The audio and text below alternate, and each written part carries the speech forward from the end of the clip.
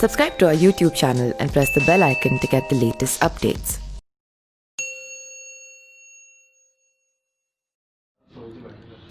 बिहार में विधानसभा चुनाव से पहले सियासी उठापटक का दौर जारी था। हाल ही में राजद के वरिष्ठ नेताओं में शुमार ने पार्टी से इस्तीफा दे दिया था। इसके बाद ही पार्टी में हलचल मच गई थी। आनंद फानन यादव ने जेल ही से उन्हें पत्र लिखा था और कहा था कि आप कहीं नहीं हो जाइए फिर। हालांकि लालू के पत्र का पार्टी का खास असर नहीं होता दिखा था, क्योंकि राजद के हालिया पोस्टर से रघुवंश प्रसाद सिंह की तस्वीर गायब थी। बताया जा रहा है कि राजद के शीर्ष नेतृत्व ने मान लिया है कि रघुवंश प्रसाद अब पार्टी में नहीं लौटेंगे। ऐसे में शनिवार को राजद के दफ्तर में हुए मिलन समारोह में जो पोस्टर लगाया गया था उसमें रघुवंश बाबू की तस्वीर शामिल नहीं की गई थी।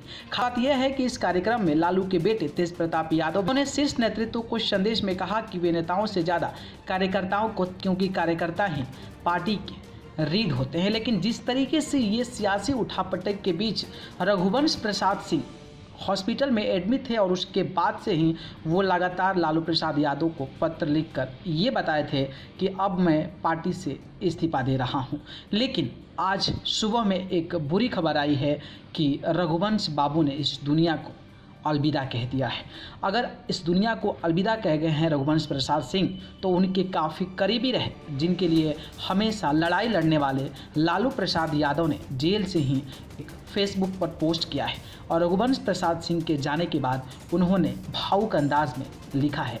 उन्होंने लिखा है कि प्रिय रघुवंश बाबू, ये आपने क्या किया? मैंने परसों ही आपसे कहा था आप कहीं नहीं जा रहे हैं, लेकिन आप इतनी दूर चले गए।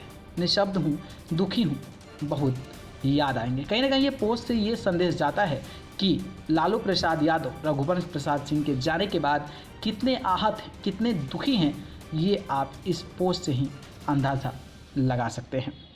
न्यूज़ रूम से न्यूज़ लाइव की रिपोर्ट।